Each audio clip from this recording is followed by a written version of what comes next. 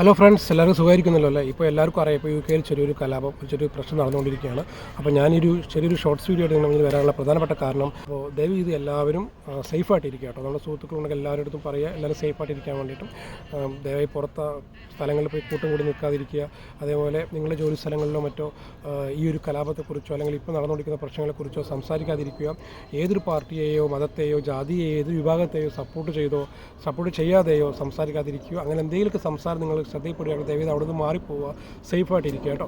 അതേപോലെ നമ്മുടെ സ്റ്റുഡൻറ്റ് വിസയിൽ വന്ന സുഹൃത്തുക്കളുണ്ടെങ്കിൽ അവരുടെ അടുത്ത് പറയുകയാണ്, ദയവ് ചെയ്ത് ഒരിക്കലും ഇത്തരം പ്രശ്നങ്ങൾ ഇടപെടാം. ഒരു രീതിയിലും ക്രൈം രജിസ്റ്ററിലോ മറ്റോ പേര് വരാതിരിക്കാൻ വേണ്ടി ശ്രമിക്കുക കേട്ടോ.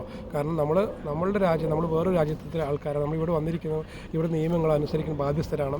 അപ്പോൾ ഒരിക്കലും നിങ്ങൾ പ്രശ്നത്തിൽ പെടാതിരിക്കാൻ വേണ്ടി ശ്രമിക്കുക.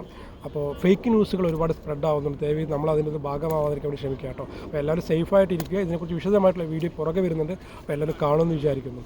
അപ്പോൾ സി